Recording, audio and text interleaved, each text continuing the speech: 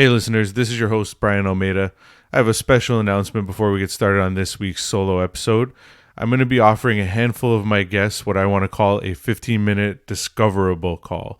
This is just 15 minutes with me to discuss anything you want, podcasting, something going on in your life, facing vulnerability, whatever it might be. I'm going to include a link for my calendar in the show notes where you can book your 15-minute call, and I look forward to speaking with some of you soon. Thanks and take care.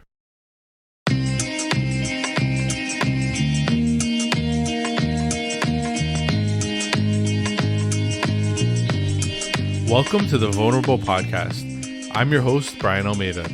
Each week we'll share inspiring stories and tips on facing vulnerability and the lessons we can use to help us be able to find success and fulfillment in our own lives.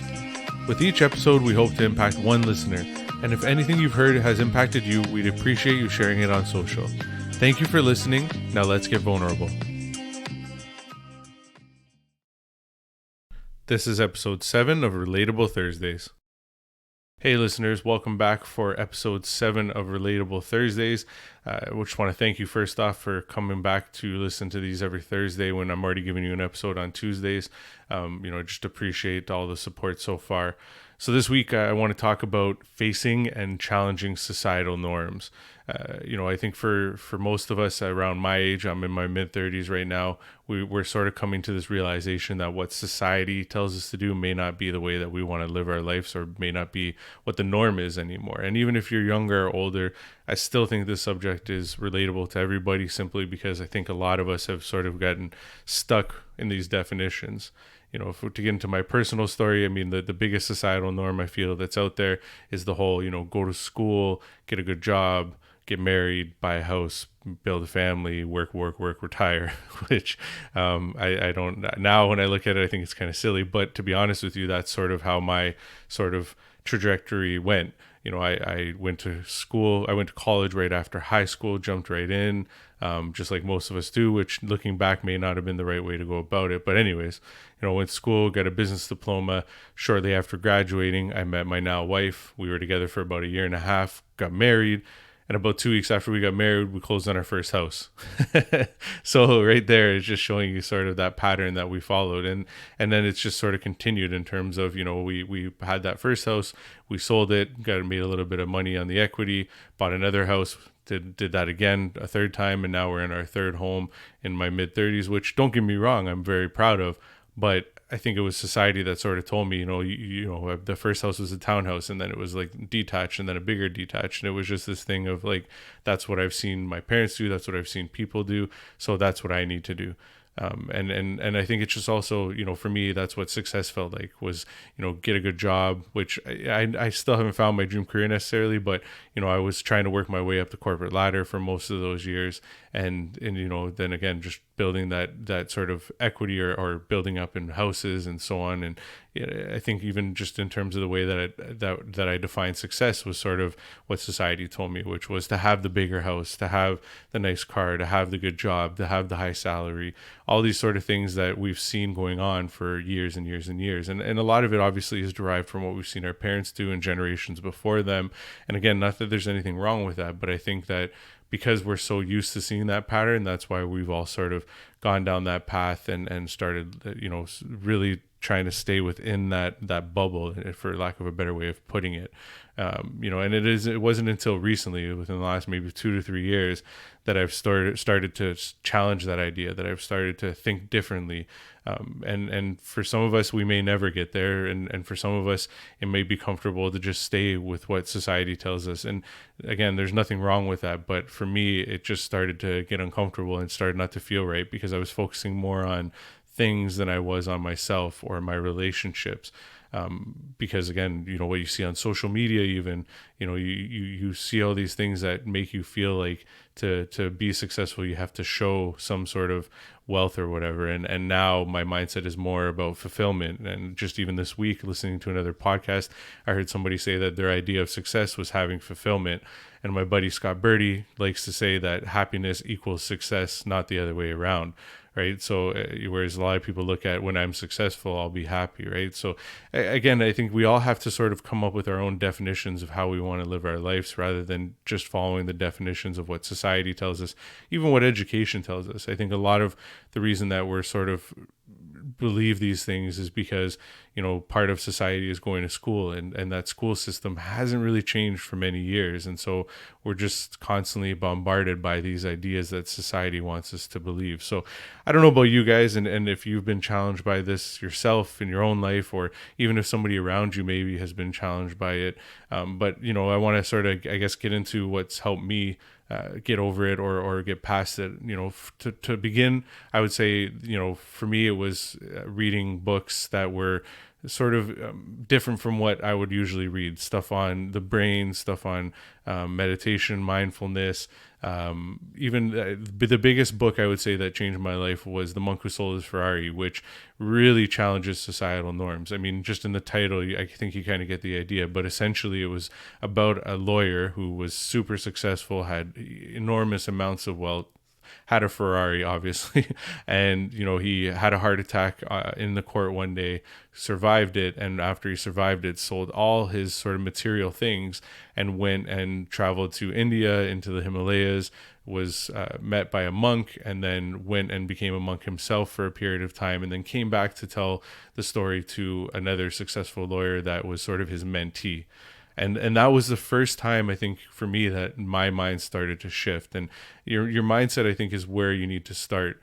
Is just sort of introducing yourself to new ideas and new things. And that for me was, like I said, the biggest one, because it made me realize that I need to maybe look inwards and focus on myself and what I really want from life, rather than just continuing to chase, the money and the titles. Like I said, for me, it was, even in my jobs in the past, it was trying to become a sales manager. It was trying to build that sort of career and wealth. And now I'm not so sure that that's what's important to me as I was in the past. I think another thing that we maybe worry about, and something that I definitely worried about for years, and sort of, I guess, is being judged. I think a lot of us are afraid of going outside those societal norms because we're afraid of being judged for, whatever it might be, whether it's that you're not successful because you don't have the bigger house, or you're not successful because you don't have the nicer car, or whatever it might be. I think a lot of us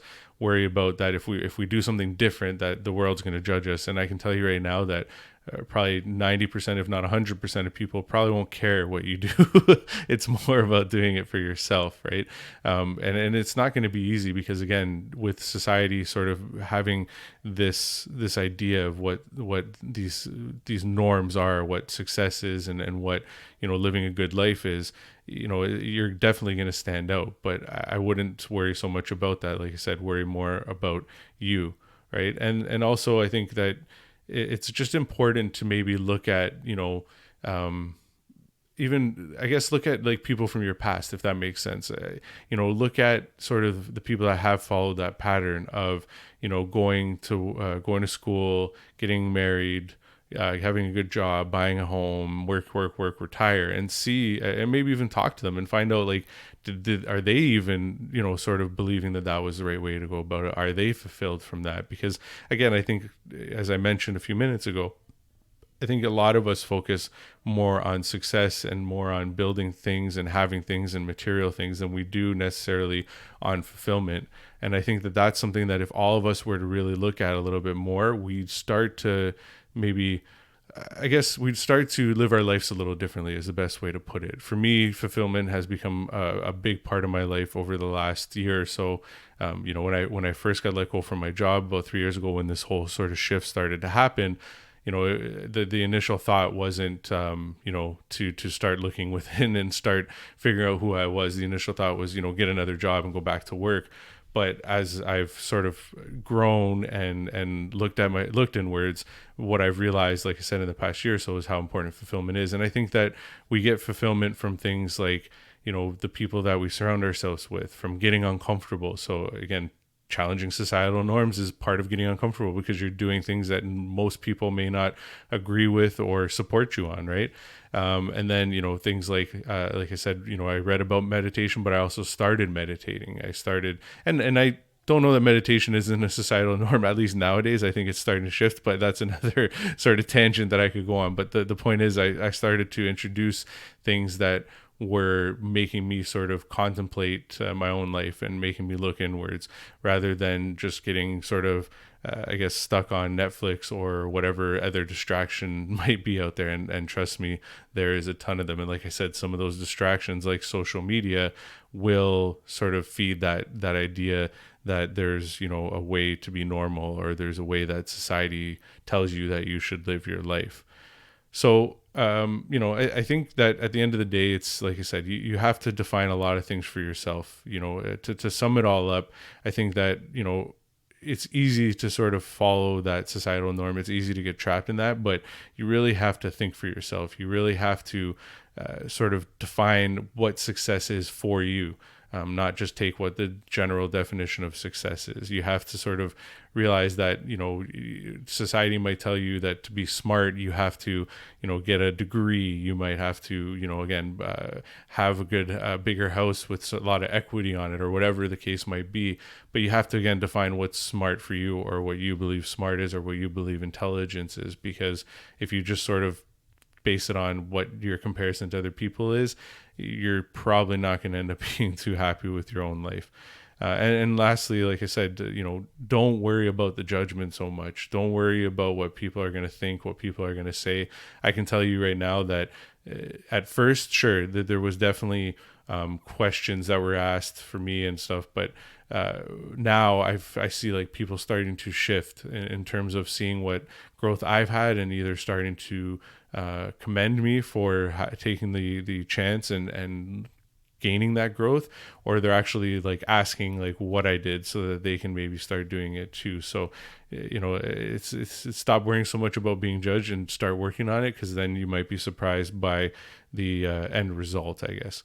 So, at the end of the day, as I say on every episode, if any of what I've talked about today helped you, or if you feel like, you'd want to talk about it more, or you'd want to get to know more about things that I did, or ways that I was able to challenge these societal norms in my own life, reach out to me, reach out on social, book one of the discoverable calls. The link is always in the show notes. I've put it out on social a little bit now. If you, even just DM me on Instagram, send me a message on LinkedIn, and I can send you the link for my calendar, and we can book that call. But I'm always here to help. Like I said, guys, I'm always here to listen. And yeah, I just hope, like I said, I say every week, I hope these are helping you. I'm hoping these are impacting at least one listener, because for me, that's what it's really, that's what I'm really doing it for. So, all right, guys, take care, and we'll talk to you next week.